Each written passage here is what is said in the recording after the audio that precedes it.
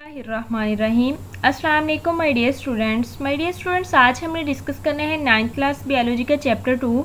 Lecture 2 है हमारा और आज का हमारा टॉपिक है solving a biological problem. Part 2 है। पार्ट 1 हम डिस्कस कर चुके हैं डिडक्शंस तक।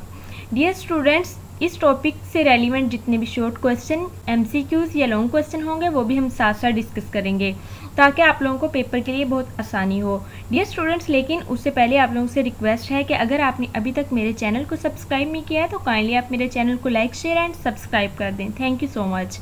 बढ़ते हैं अपने टॉपिक की जानिब। डियर स्टूडेंट्स, हमने आज डिस्कस करना है एक्सपेरिमेंट्स। हम बायोलॉजिकल मेथड को स्टडी कर रहे थे। डिडक्शंस तक हम लास्ट लेक्चर में स्टडी कर चुके हैं।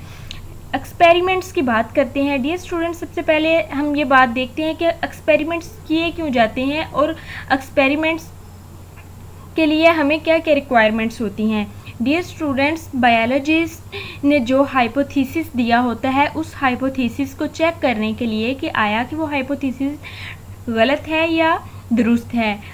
हाइपोथेसिस को गलत या दुरुस्त देखने के लिए एक्सपेरिमेंट्स किए जाते हैं। डिडक्शन से जो नताइज हमने अखज़ किए होते हैं उन नताइज के ऊपर बार बार एक्सपेरिमेंट्स किए जाते हैं हाइपोथेसिस को चेक करने के लिए।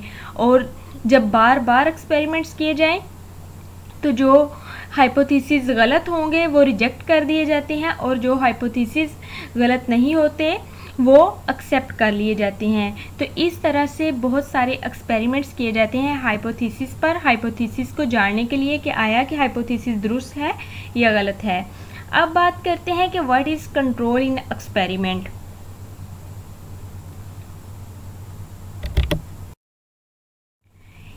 जब भी हम कोई एक्सपेरिमेंट करते हैं तो उसमें हमेशा दो ग्रुप्स होते हैं, एक कंट्रोल ग्रुप होता है और दूसरा एक्सपेरिमेंटल ग्रुप होता है।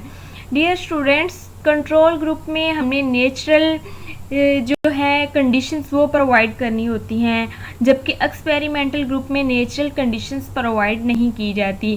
कंट्रोल ग्रुप में फॉर एग्जांपल हमने यहाँ पे रखा एक प्लांट को जिसको हमने कार्बन डाइऑक्साइड वाफर मिकदार में दी। हमें पता है कि कार्बन डाइऑक्साइड जो है वो प्लांट्स में एक प्रोसेस होता है फोटोसिंथेसिस का जिससे प्लांट्स खुराक बनाते हैं।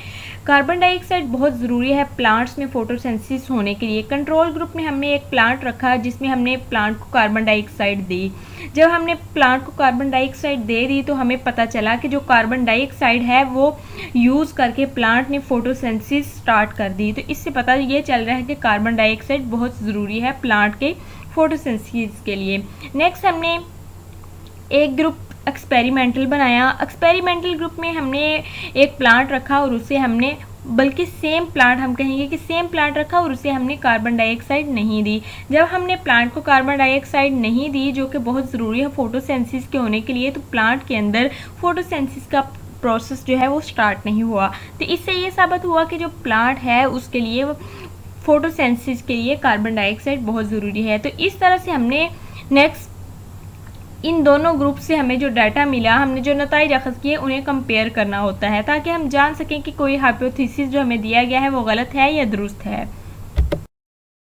नेक्स्ट हम बात करते हैं समराइजेशन ऑफ रिजल्ट्स की, कि रिजल्ट्स को हमने समराइज़ करना होता है, एक ऑर्गेनाइज डाटा की शक्ल में लेके आना होता है। डियर स्टूडेंट्स, जो हमने एक्सपेरिमेंट्स किए होती हैं, एक्सपेरिमेंट्स में जो हमने कंट्रोल ग्रुप से डाटा लिया होता है, एक्सपेरिमेंटल ग्रुप से डाटा लिया होता है, उन दोनों के डाटास को हम समराइजेशन करते हैं, समराइज़ करते हैं, दोनों के डाटा को लेते हैं और फिर इकट्ठा करके हम रिज़ल्ट्स तैयार करते हैं। रिज़ल्ट्स को तैयार करने के लिए स्टैटिकल एनालिसिस होता है, यानी कि स्टैट्स वगैरह को यूज़ किया जाता है। स्टैट्स यानी मैथ्स वगैरह को यूज़ किया जाता है और फिर हम रिज़ल्ट्स को लिखते हैं, रिज़ल्ट्स को समराइज़ करते हैं, ऑर्गेनाइज डाटा की शक्ल में लिखते हैं। ये एक एमसीक्यूज़ है कि रिज़ल्ट्स को लिखने के लिए हमें क्या चाहिए होता है, स्टैटिकल एनालिसिस करते हैं। तो डियर स्टूडेंट्स, जो हमने एक्सपेरिमेंट्स पढ़ा उसमें से आपको कोई एमसीक्यूज़ बन सकता है और फिर कि हम क्यों करते हैं एक्सपेरिमेंट, और फिर उसमें एक कंट्रोल ग्रुप और जो एक्सपेरिमेंटल ग्रुप है ये एक शॉर्ट क्वेश्चन आ सकता है, बहुत इंपॉर्टेंट शॉर्ट क्वेश्चन है। और प्लांट के लिए कार्बन डाइऑक्साइड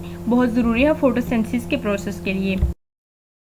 नेक्स्ट हम बात करते हैं रिपोर्टिंग द रिजल्ट्स। तो जब हमने रिजल्ट्स को समराइज़ कर लिया, एक डाटा की शक्ल में लिख लिया, तो फिर हमने उन रिजल्ट्स को डियर स्टूडेंट्स रिपोर्ट करना होता है, यानी कि पब्लिश करना होता है। तो पब्लिश करने के बहुत सारे तरीके हैं रिजल्ट्स को। ये हम सोशल मीडिया के थ्रू कर सकते हैं, प्रिंट मीडिया के ज़रिए, इलेक्ट्रॉनिक मीडिया के ज़रिए भी कर सकते हैं। तो इसके लिए हम साइंटिफिक जर्नल्स भी यूज़ करते हैं। ये हमारे पास कह लें कि छोटी सी बुक्स ही होती हैं और फिर बुक्स भी यूज होती हैं।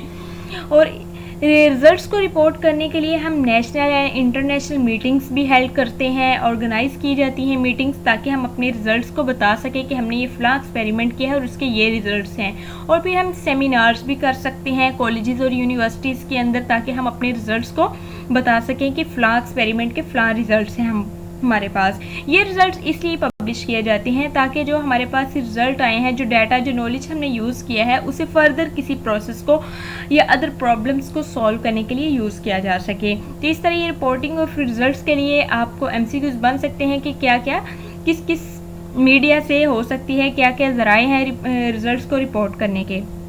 तो आपने बताना होगा जो भी MCQs होगा, सोशल मीडिया, प्रिंट मीडिया या जो भी होगा। हम बात करते हैं थ्योरी की। डियर स्टूडेंट्स, हम बायोलॉजिकल मेथड को पढ़ रहे हैं और बायोलॉजिकल मेथड में ये थ्योरी जो है ये बहुत इम्पॉर्टेंट है। ये आपको शॉर्ट क्वेश्चन आ सकता है। डियर स्टूडेंट्स, थ्योरी जो होती है, अगर एक हाइपोथेसिस के ऊपर बार बार एक्सपेरिमेंट्स किए जाएं, बार बार टेस्ट किए जाएं और वो हाइपोथेसिस गलत साबित ना हो सके बायोलॉजिस्ट से, तो वो एक थ्योरी बन जाता है। और जो थ्योरी होती है ये बहुत सारे एविडेंस के बाद थ्योरी बनती है, यानी कि बहुत सारे साइंटिस्ट बहुत सारे टेस्ट करते हैं किसी भी हाइपोथेसिस के ऊपर, और फिर बहुत सारे एविडेंस जब इकट्ठे हो जाते हैं, जब हमारा हाइपोथेसिस रिजेक्ट नहीं होता, तो वो एक थ्योरी बन जाता है।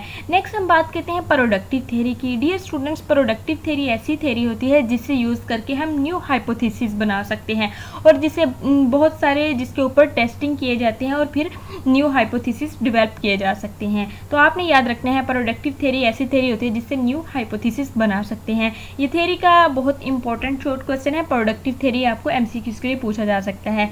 नेक्स्ट स्टेप है लॉ और प्रिंसिपल। डियर स्टूडेंट्स, जब एक थ्योरी के ऊपर बार बार एक्सपेरिमेंट्स किए जाएं, जब साइंटिस्ट उसे, बायोलॉजिस्ट उसे चैलेंज के तौर पे ले लें ताकि उसे गलत साबित कर सकें, और फिर भी वो गलत साबित ना हो, तो वो हमारे पास एक लॉ और प्रिंसिपल बन जाता है।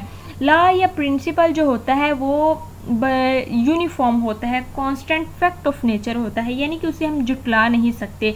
वो ऑल ओवर द वर्ल्ड यकसा होता है, सेम होता है। ये नहीं कि एक लॉ जो है मेंडल का अगर हम बात करें तो वो एक जगह पे दुनिया के एक कंट्री में और है, दूसरे कंट्री में कुछ और है। नहीं, जो एक लॉ बन जाता है वो तमाम लोगों के लिए, तमाम मुल्कों के लिए हर जगह सेम होता है, वो यूनिफॉर्म होता है। तो ये एक इररिफ्यूटेबल थ्योरी भी इसे कह सकते हैं कि इसे जुटलाया नहीं जा सकता। अगर हम लॉ या प्रिंसिपल की बात करें तो डियर स्टूडेंट्स, बायोलॉजी में जो लॉज हैं जो कि कांस्टेंट फैक्ट ऑफ नेचर हैं, वो हार्डी-वेबर के लॉज हैं और मेंडल्स के लॉज हैं, मेंडल्स लॉज ऑफ इनहेरिटेंस। ठीक है, ये MCQs पूछा जा सकता है आपको। और थ्योरी और लॉ में आपको डिफरेंस आ सकता है, 4 मार्क्स का आ सकता है, 2 मार्क्स का आ सकता है, तो आपने ये ध्यान से याद रखना है। होप सो स्टूडेंट्स आपको ये लेक्चर समझ आया होगा। काइंडली आप मेरे चैनल को लाइक, शेयर एंड सब्सक्राइब करें and stay connected for more videos. Thank you so much. Allah हाफिज़।